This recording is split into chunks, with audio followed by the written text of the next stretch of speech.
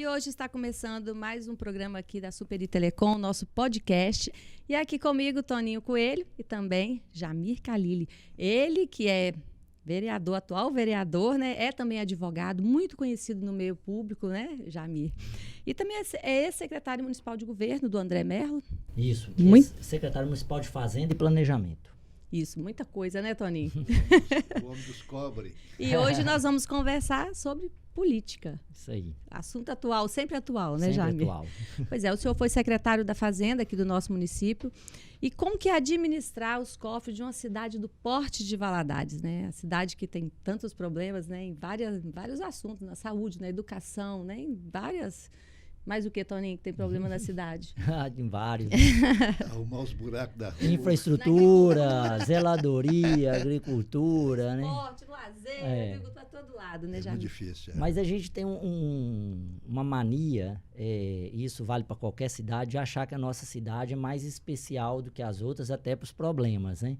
Esses são problemas compartilhados por milhares de cidades, né? Nós já passamos aqui por gestões muito eficientes, por gestões também pouco eficientes, então é natural, dentro de uma gestão pública, né, que a gente passe por esses momentos desafiadores. Jamir, você acha que essa proposta de reforma tributária vai beneficiar os municípios?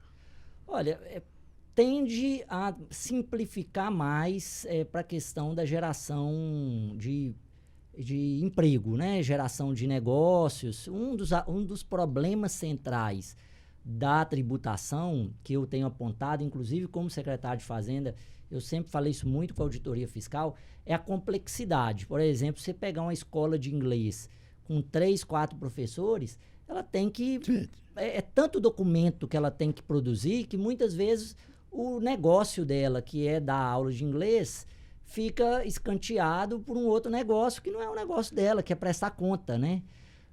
Mas como é que vai se fazer com a partilha dos impostos? Mas essa entre o Estado, questão, entre o município, o Estado e o governo federal? Eu não me preocupo muito, porque por duas coisas. Essa reforma tributária que tem sido proposta, ela, em primeiro lugar, ela vai aumentar a alíquota do ISS. Então, do ponto de vista do município, ele não vai sair perdendo, né? Essa é uma questão, inclusive, que o empresariado, as associações precisam observar.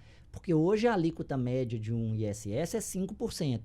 Com a reforma proposta, que já vem desde o governo Temer, essa não é uma proposta só deste governo, né? Ela veio em todos os governos sendo defendidos pelo Executivo, a alíquota passa para 19%. E quem paga essa conta? E quem paga essa conta é o consumidor, né? Porque isso necessariamente vai para o preço do produto. Agora, ela tem uma vantagem operacional, que é a simplificação do sistema. Ao mesmo tempo que você vai ter um aumento da alíquota do ISS, você vai ter uma padronização, no caso do ICMS, do IPI, e isso pode resultar num benefício do ponto de vista administrativo. Agora, do ponto de vista do município, isso vai depender muito do escopo da partilha. Se somos nós que vamos arrecadar ou se é a União que vai arrecadar, não interessa. Interessa é o quanto que vai entrar nos cofres públicos, né? A União tem uma vantagem, viu, Toninho? Que é o seguinte, como ela está mais distante do contribuinte, ela profissionaliza mais a gestão de cobrança de tributos, né? Estou pensando e estou discutindo aqui somente do viés do governo, né? Eu, como cidadão, obviamente, estou pensando também nesse problema, né? Que você tem um aumento exagerado na proposta da alíquota do ISS. Agora, do ponto de vista dos governos municipais, para cidades menores, que não tem corpo técnico, não tem auditoria fiscal, é uma boa, porque você vai transferir isso para um arranjo muito mais complexo do ponto de vista da abrangência nacional, né, do que ele ali. O prefeito de uma cidadezinha pequena, ele vai na padaria e o cara reclama com ele. Sabe o que eu penso, Jamir? A gente vive na cidade. Os grandes problemas... Na cidade. Na cidade. Só que essa partilha, ela, pelo que a gente sabe, ela é totalmente desfavorável ao município. O governo federal é que abocanha a maioria dos recursos, não é isso? O grande dilema do federalismo brasileiro, na verdade, é esse repasse de funções também. Porque abocanhar uma maior parcela não teria problema nenhum se as maiores funções não estivessem com a gente. Eu acho que o que a gente vai precisar equilibrar, e aí a União, ela padroniza muitas políticas públicas, né? Então, por exemplo, você pega o Minha Casa Minha Vida.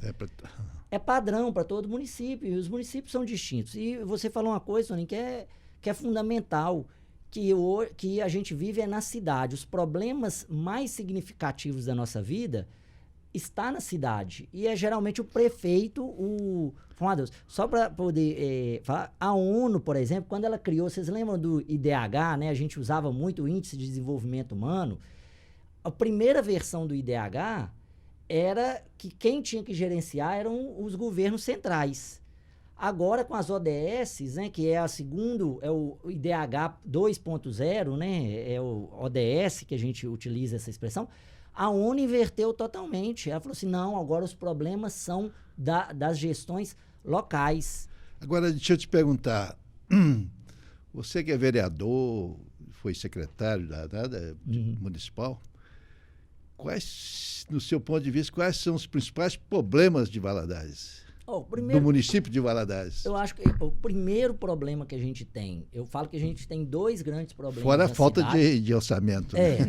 A questão financeira do município não é nem que ela não tenha. Valadares tem um bom recurso. Valadares é uma cidade que historicamente se equipou tributariamente, né? Você pega a auditoria fiscal, ela já é constituída por servidores concursados de longa data. Então, nós temos, sim, uma institucionalidade fiscal bem desenvolvida. O problema de Valadares, do ponto de vista financeiro, é a dívida pública, que é muito alta. Então, a gente paga hoje, Tony, muito juros, muito parcelamento. A gente tem uma dívida do IPREM muito alta. A capacidade de investimento, de endividamento fica baixa. Praticamente com a dívida. Porque se a gente não tivesse a dívida... E não é uma dívida, porque a gente investiu. Não, a dívida de falta de gestão mesmo. Mas esse é ele está falando do maior problema. Agora, os 2 maiores problemas na execução da tarefa que nós temos aqui é infraestrutura urbana, que é buraco mesmo. Tem buraco mesmo, né? Tem buraco. E é um dilema que é o seguinte, porque hoje não adianta eu só colocar massa asfáltica. Você tem que furar a terra, você tem que rever o encanamento do SAAI, você tem que rever os encanamentos. Né? E isso é o seguinte... Quer dizer, a gente passa, Jamir, na rua e fala assim, gente, será que o André não anda nessas ruas? A gente fica questionando, e o prefeito, né? Eu ando, ele anda, e quando eu ando com ele, a gente até fala, cadê o prefeito da cidade? É porque se você for fazer uma transformação profunda em infraestrutura, você vai gastar muito. E como a gente não tem essa capacidade de investimento... eu falo sempre o seguinte, a pessoa quando ela fala assim, mas então vire prefeito, mas dê uma solução hoje. Porque a solução é tirar a pavimentação, colocar uma nova pavimentação para longo prazo. Esse asfalto é da época do primeiro governo do Mourão. Ou do primeiro governo dos seus lá, do Toninho, vice. Eu estou falando mentira? É o Ronaldo Perim e o Rui Moreira, que praticamente... deram, né, a conotação viária da cidade. E esse é dessa época. É de 30 anos, 40 Jamir, anos. você que é tão próximo assim do povo, né? O sofrimento do povo, você deve ouvir muito, né? Não só essa questão, mas muitas, né? É porque porque a gente vive isso, né? Eu tenho aluno, eu dou aula, então o aluno reclama da mobilidade, o aluno... Da Univale, você dá aula na Univale? Eu dou aula na Universidade Federal. Na Univale você ia ouvir ainda mais, né? Ali aquela porta, né? A porta é o caso. O outro problema que Valadares tem, que é grave, é a saúde.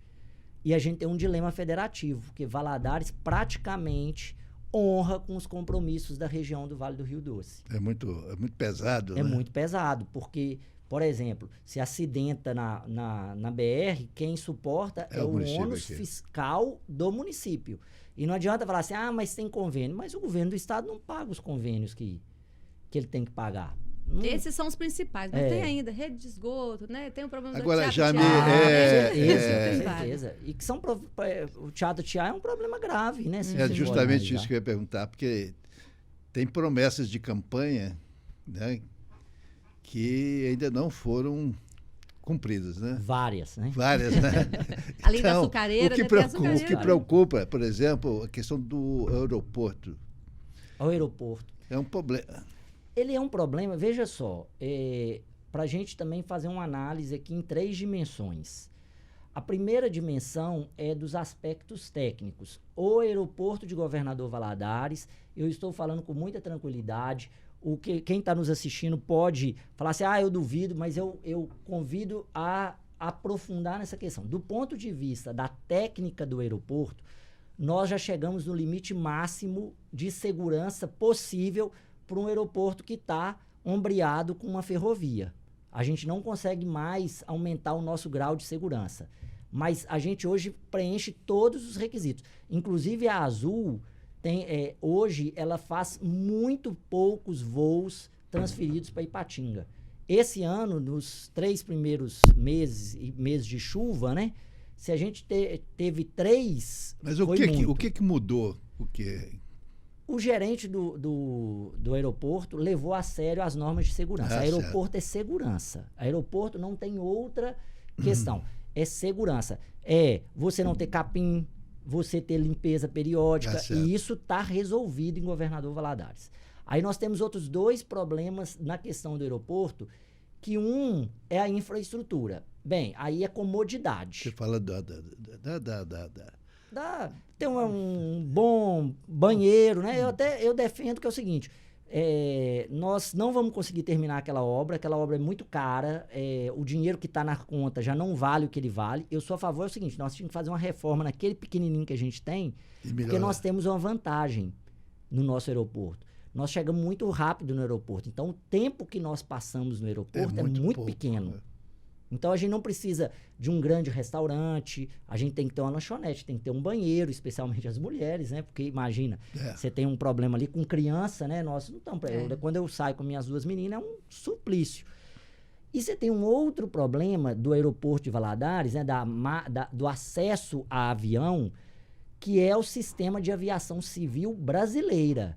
O Brasil é um país que passa por uma crise profunda da aviação civil. Veja que se você quiser ir para Goiânia, dificilmente você acha um voo direto de Belo Horizonte a Goiânia. Você tem que ir para São Paulo, você tem que ir... Porque você tem 3 empresas. Você tem a TAM, a Gol e a Azul. Você não tem muitas outras operadoras de aviação civil. Jamir, outra coisa que preocupa é a questão do hospital regional. Será que sai mesmo agora?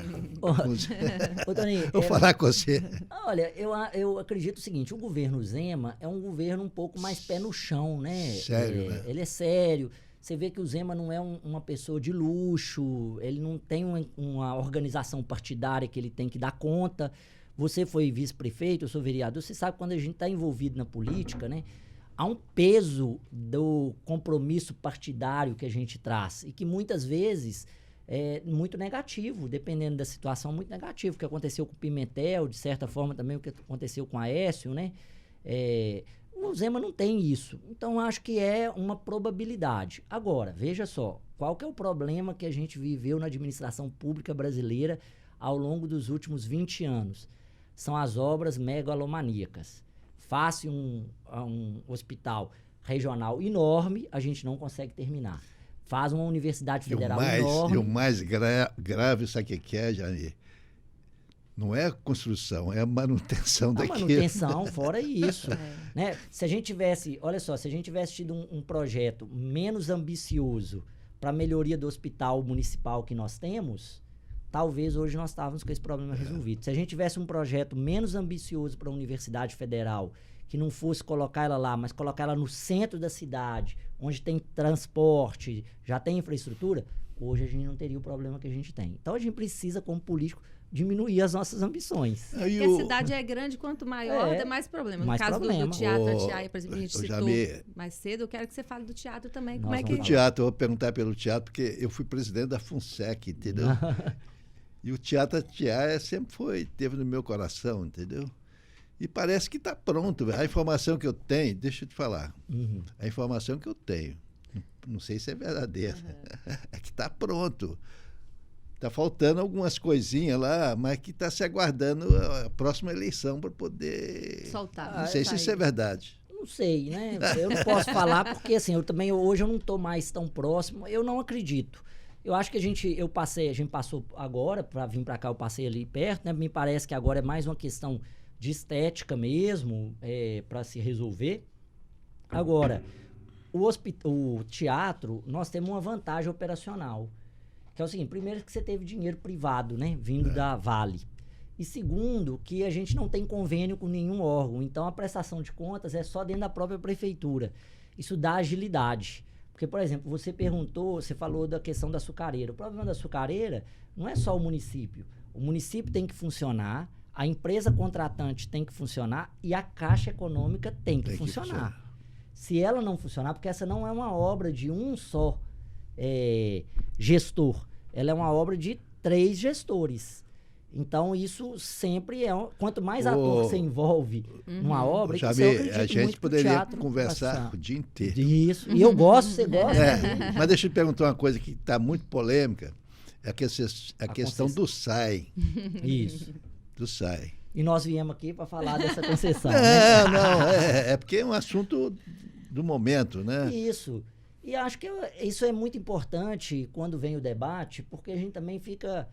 conhecendo, né? O que eu tenho falado, Tony? Eu sou uma pessoa que eu sou pragmática. Eu não defendo nem essa ideia de que só tem que ser público, nem a ideia de que só tem que ser privado, né? Eu acho assim, o mercado tem problemas graves e o poder público tem problema grave. Nós temos benefícios sendo público e temos benefícios também sendo privado. Qual é o problema hoje que eu vejo no saneamento básico e por que eu defendo a concessão?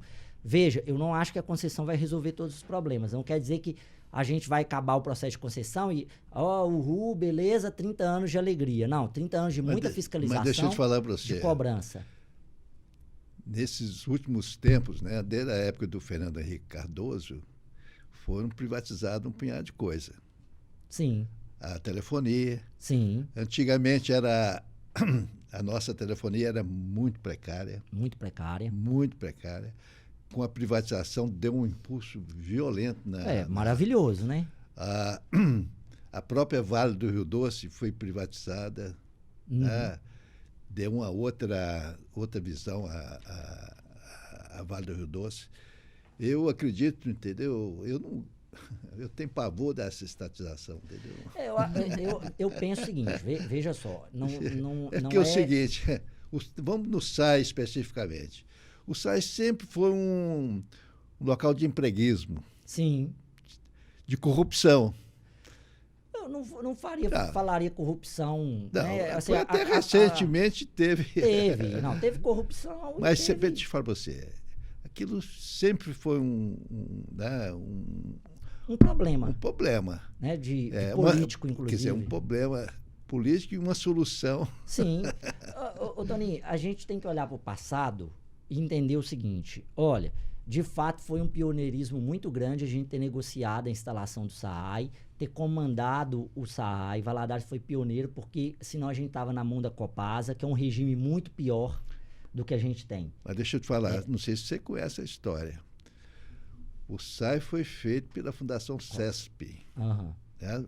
E quem cuidava daquilo era o Ministério da Saúde.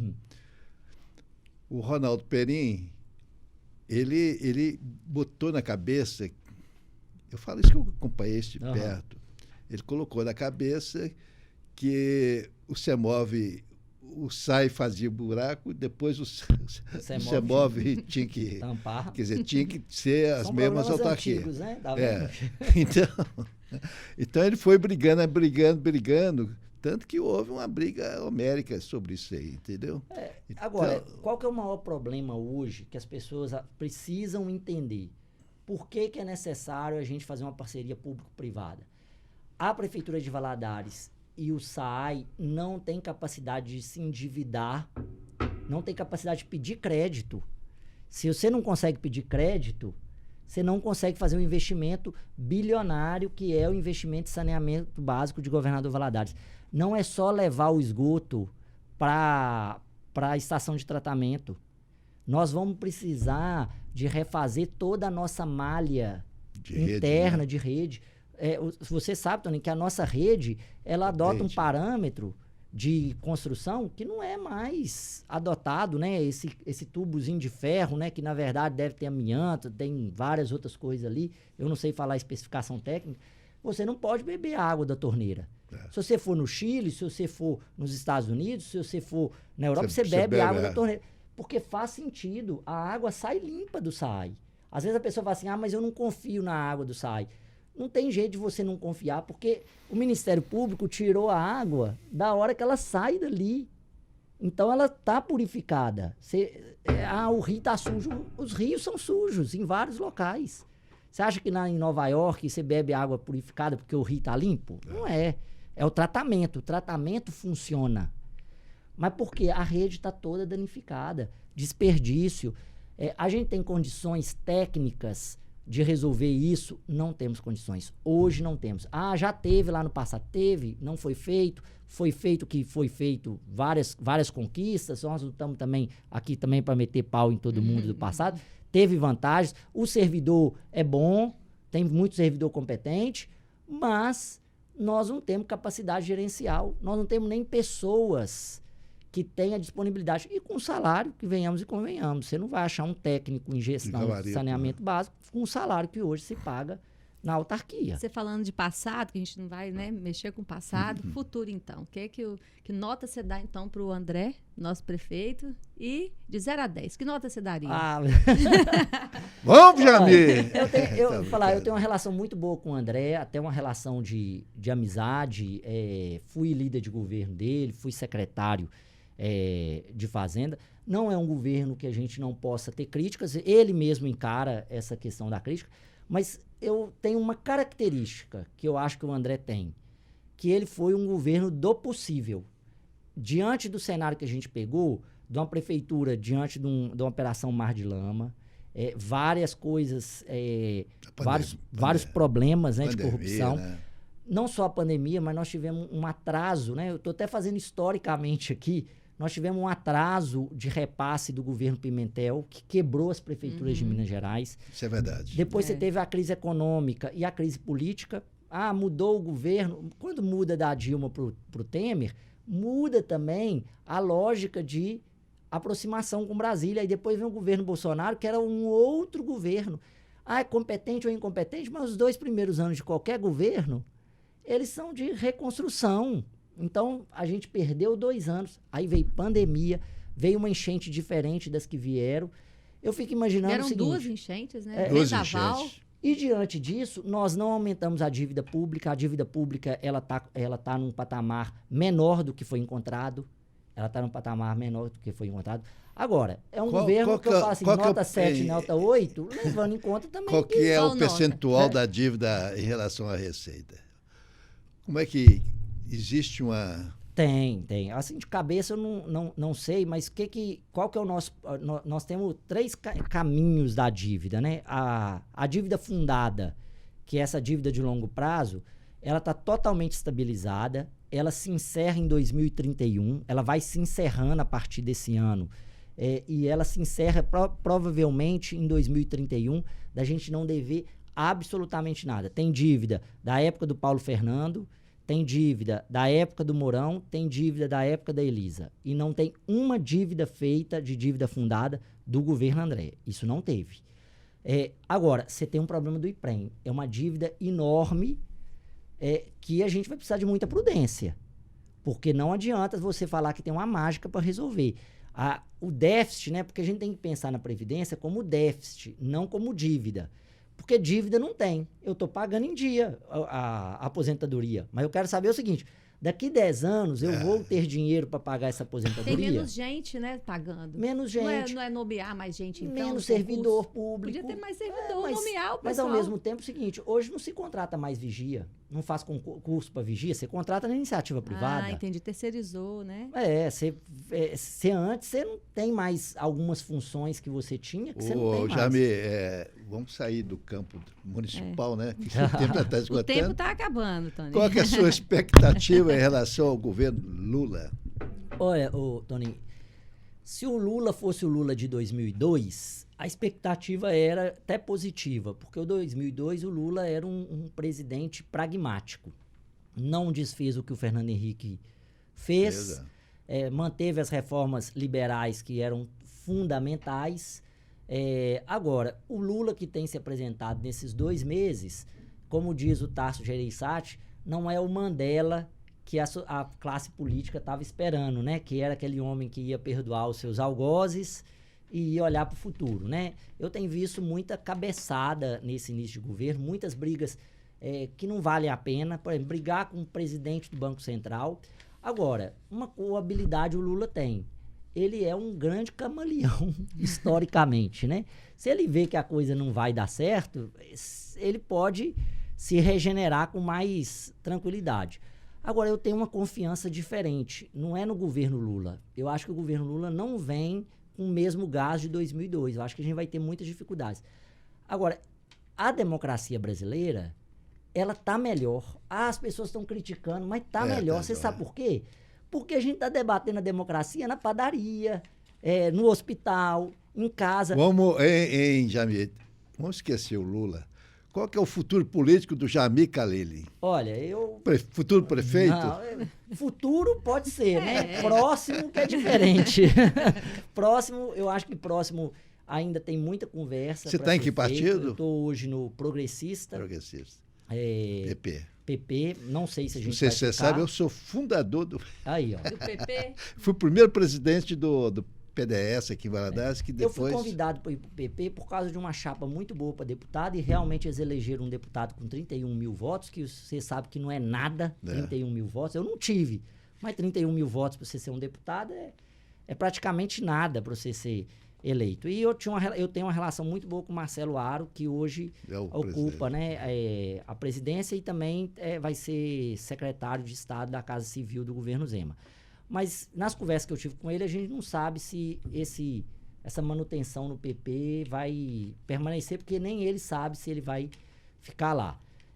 Hoje, o meu projeto é dar seguimento à minha tarefa, que é ser vereador, e tentar disputar uma renovação do mandato.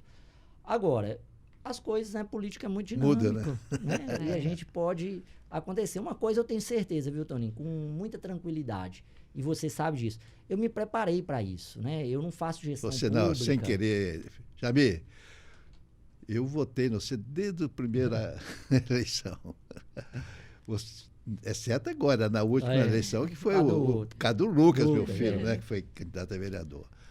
Mas você tem um perfil, você tem uma boa preparação, é uma pessoa correta, entendeu? Eu agradeço, fico feliz. Então, eu acho que vai em frente. E a gente tem que construir a cidade. Agora, prefeitura, governo, presidência, é destino, né? Bom, o nosso tempo aqui, né, acabou, meia hora passa rápido, né? O assunto vai desenrolando, é muito assunto, né, Jamir? Você pode voltar, tá? Não vamos chamar de novo. Eu estou à disposição, ainda mais se tiver o Toninho aqui. Aqui é o seguinte, a gente vai conversando, não para mais. O Toninho vai ter que participar agora sempre dos podcasts. Já teve aqui semana atrasada, né, Toninho? Participando de um podcast aqui, eu tô achando que ele vai ter que vir, que o assunto desenrola, tem muita coisa para falar. E ele é político, né? A vida política dele. Né? Foi político, agora, né? O Toninho tem uma grande característica, né? Porque ele tem a experiência das antigas, mas a cabeça aberta da juventude, né? Pois é, se tratar de política, o Toninho tem que estar aqui nessa mesa e começar a chamar aqui vereador, chamar o prefeito, chamar todo mundo. Deixa eu só falar uma coisa aqui. Eu, de vez em quando, eu vejo umas coisas, Toninho, da imprensa local. Isso eu não estou fazendo...